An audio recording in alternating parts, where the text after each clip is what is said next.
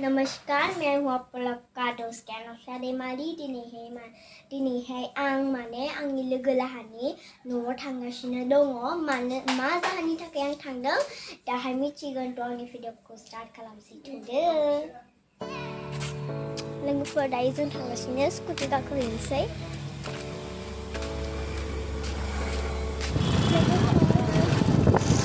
लोगोफोर जों दायो थांगासिनो।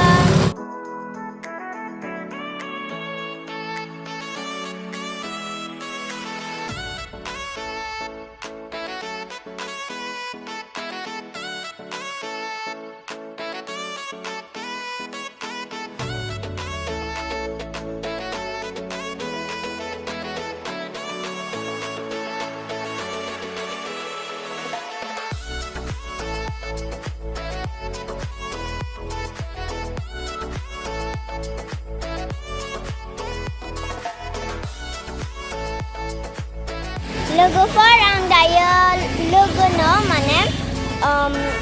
मेथाइ लानो नागिरदों फिथा। नायलांबाय थादों आंनि भिडिअखौ। लोगोफोर नै आं बे गुलाब जामुनखौ लानोसै।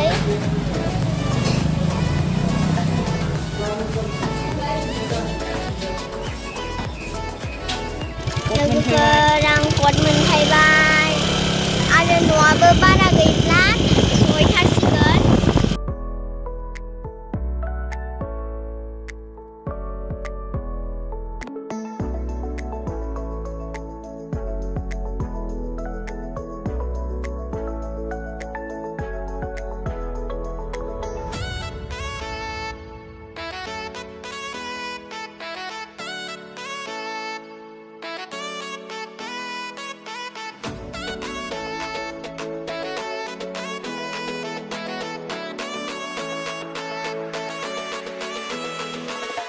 लोगोफोर आं मोनफैबाय आरोना।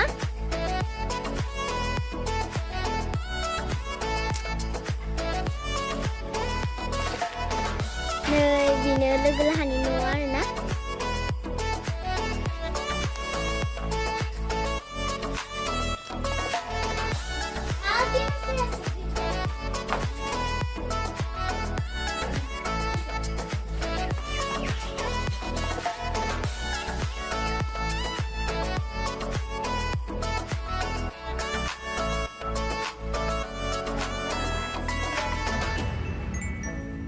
लोगोना आंखौ लोगो मोननानै बोरै मोनखो?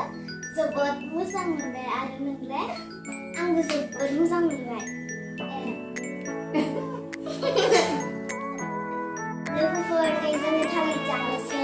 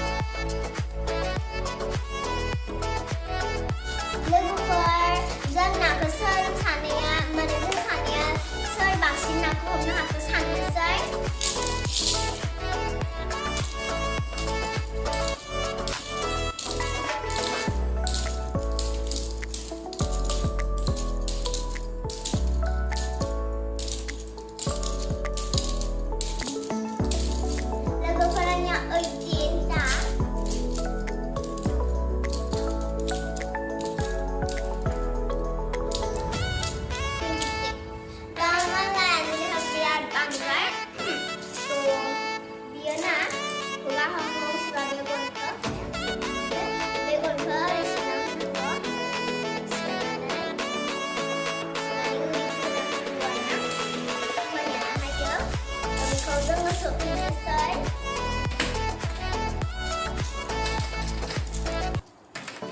लोगोफोर जोंना दायो नागानि खाना बे जाहैबाय लाइजों नाजों आरो बे जाहैबाय ना बाथोन सलाद ओमफ्राय बियो बोरमा बेदर ओमफ्राय बे पापर जों जानोसै नालांबाय थागोन लोगोफोर आन्टिया जानो मोजां संना जाहोबाय बिराद टेस्टि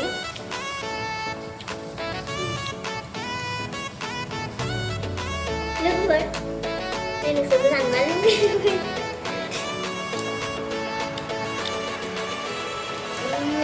टेस्टिथार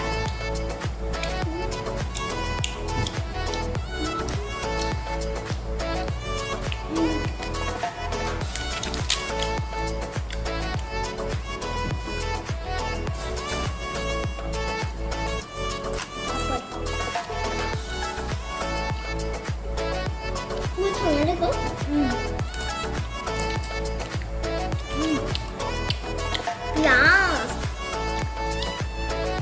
गोथाव जादों गोथाव लोगो नोंथांखौ संदों संनांनायालाय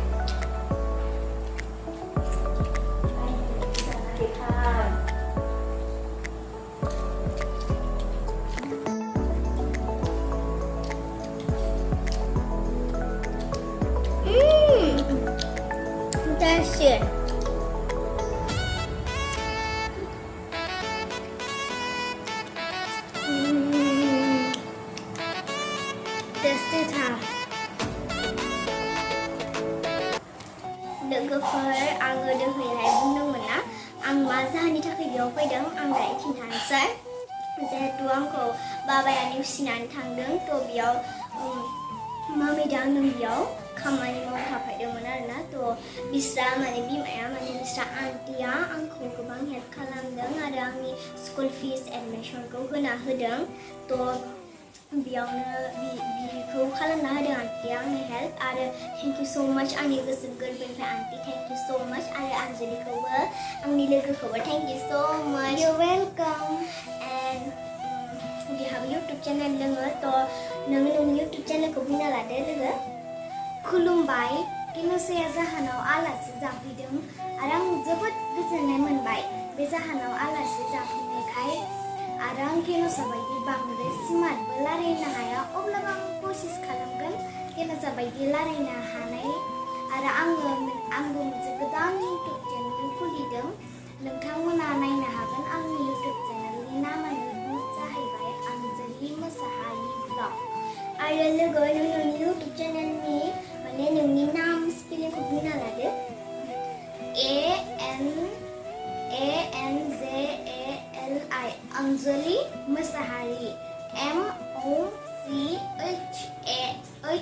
MOCHAHARI blog VLOG blog Anjali Mosahary blog आरो लोगोफोर आंखौ जेरै सापर्ट खालामो अननाय होयो बेबायदिनो आंनि लोगोखौबो सापर्ट आरो अननाय हो थ' जोङो भिडिअखौ जोबजासिम नायलांबानो जाबाय ससेखौ नायनानै थाथ'दो लोगोफोर जोङो दायो थांसै आरो आन्जलिजों थांसै मालाबा आरो फैबावगोन मालाबा औ बाय लोगोफोर आंनि भिडिअआ बेसेनोसैमोन आरो आंनि भिडिअखौ नायनानै बोरै मोनखो कमेन्ट बक्सआव होनहरनो दाबाव आरो आंनि चेनेलखौ दासिमबो साबस्क्राइब खालामाखैबा साबस्क्राइब लाइक शेयार खालामनो दाबाव बाय बाय